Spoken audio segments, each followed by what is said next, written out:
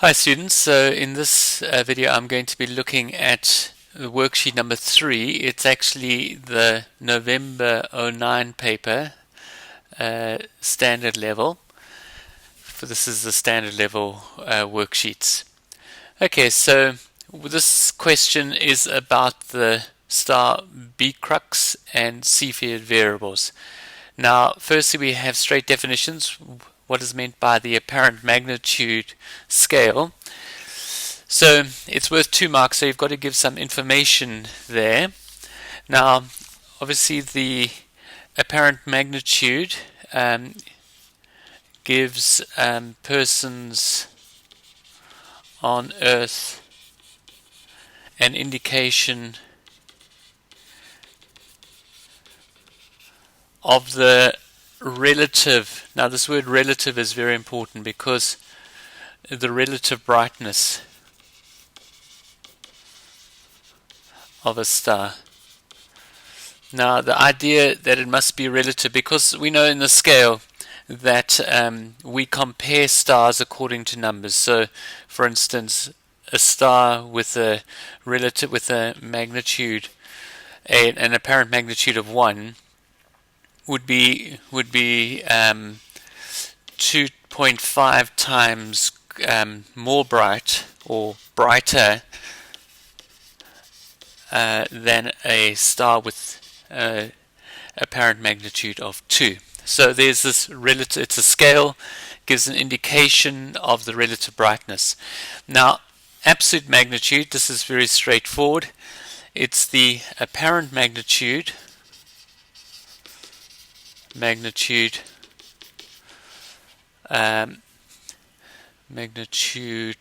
of a star if the star is 10 parsecs away from the Earth. Alright, so you should know these definitions. That shouldn't be any problem. Let's go down now to the calculation type problem over here. We're going to look at this one over here.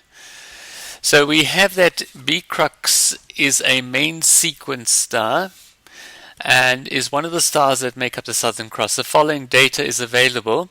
We have the apparent magnitude of 1.25 and the absolute magnitude of that, and the apparent brightness in terms of the apparent brightness of the Sun. So let's have a look at these. We'll firstly do this one over here. Question 1. The distance of B crux from the Earth is 108 parsecs. Now, we have got here the apparent magnitude, we've got the absolute magnitude. We can use our formula that relates the two, that the apparent magnitude minus the absolute magnitude is equal to 5 log d in parsecs, the distance away in parsecs, divided by 10. Now, this is pretty straightforward to use, but you need to be able to use your log laws. So I put these values in. This is going to be 1.25 minus, now don't miss out that there's a minus sign over there. That's minus 3.92. So that's going to be subtracted. And we're actually going to divide by the 5. So let's have it like that. So we get that value is equal to log d over 10. Now, I suppose I can work that out because maybe it'll be easier for further. So we have, this actually just adds on. So we have 1.25 plus 3.92 into divided by 5 into, I get 1.034 is equal to the log d over 10. I didn't need to do that. I could have done this all in one go, but just for simplification. Now I need to change this from my log form into my exponential form. Now this is a log base 10. So I now have 10, 1.034 is equal to d over 10, and therefore I have 10 times 10 to the 1.034 will give me my distance in parsecs. So we just put that into our calculator. Shift answer. Sorry. So we go 10 shift answer, enter, times by 10, and I get my value. I get my D is equal to 108.14, and that rounds down to 108 as we have here. Now in the next one we have to use ratios. We've got the luminosity of B crux is 3.43 times 10 to the 3 the luminosity of the sun, where LS is the luminosity of the sun, and 1 parsec is equal to 2.05 times 10 to the 5 astronomical units. In actual fact, let me just move up here because I'm going to need a little bit of space to do this. So I'm just going to close this up. Hopefully you would have all of that there. Just give myself a bit of space here. So with this one over here, we want to find the luminosity of B crux in terms of the luminosity of the sun. Now we have got the absolute magnitude in relation to the sun.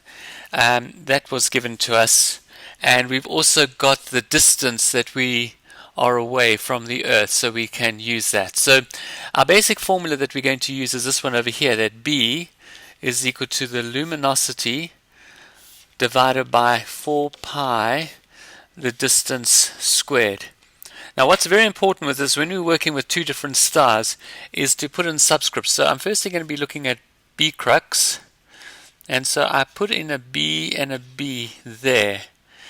And when I divide, I'll do this in different colors, maybe this will help. I'll do this in green. Divide by B of the sun. We're going to divide this, so I'm going to use the traditional divide sign. The luminosity of the sun over 4 pi D of the sun squared. Now when I do the division, I've got a division of a fraction, I'm going to invert in times. So I'm going to get BB over BS. Now remember we were told that that this value over here, so I can do this straight away, that the apparent brightness of B crux was 7 times 10 to the negative 12 the B of the sun. So we've got that. So we've got the B of the sun divided by the B of the sun. Those two will cancel, and this becomes the luminosity of B over the luminosity of the sun, and then here we're going to get times this over here is at the bottom is going to be this 4 pi, and that 4 pi will actually cancel out. We're going to have dB, the distance of B crux, over ds squared, like that. Now there's not much space here, so we need to keep working with this. So we're going to now have this, we're going to have 7 times 10 to the negative 12 is equal to LB over LS. Now we have just worked out that the D of B crux is 108 parsecs. So this is going to be 108 times, we get 1 parsec is equal to 2.05 times 10 to the 5, and that's in AU, so we squared, and the distance from the earth to the sun is 1, so it's 1 squared. So we have that. So basically what I'm going to have is 7 times 10 to the negative 12 times this value over here, 108 times 2.05 times 10 to the 5 squared. So I cross multiply there, and I multiply there, and the luminosity of the times the luminosity of sun will equal the B of the S. And when I do that, it works out to be it works out to, when you do that calculation, it works out to be 3.43 times 10 to the 3 luminosity of the sun. So these are a little bit complicated, but the important thing is to, when you're working with the ratios, is to make sure that, again, you keep your subscripts in place, so you keep everything under control. If you don't keep it under control, it gets really messy. And then it's simple algebra that you're going to use, but you've got to keep control of it. Okay, so that was that question. We'll now move on to the next page, where we have this over here. BCrux is a spectral class B. Now, a spectral class B, you'd need to know, is around about 25,000 Kelvin is the temperature. So it's around about over here, and the apparent, the absolute magnitude of it, we know was just over 3. So this would be 1, 2, 3, 4. So we're looking at around about over here that we would have BCrux. That's where around it would be. We have also on the axis over here, we want to draw the approximate region for which Cepheid variables would be. They are around about over here. Those would be your Cepheid variables.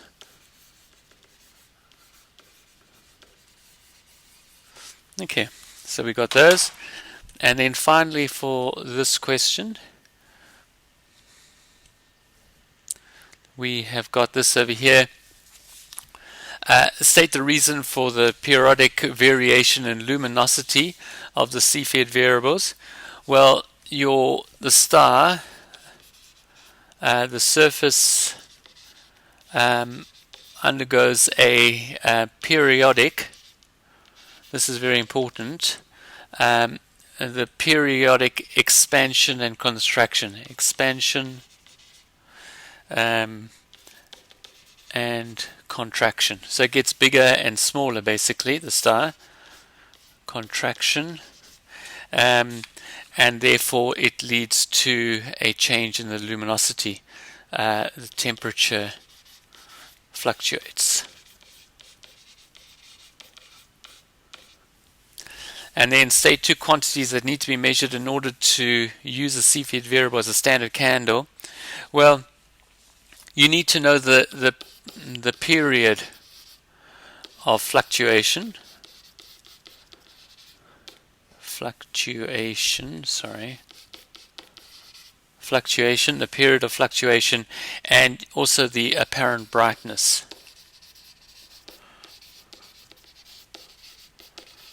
Because with this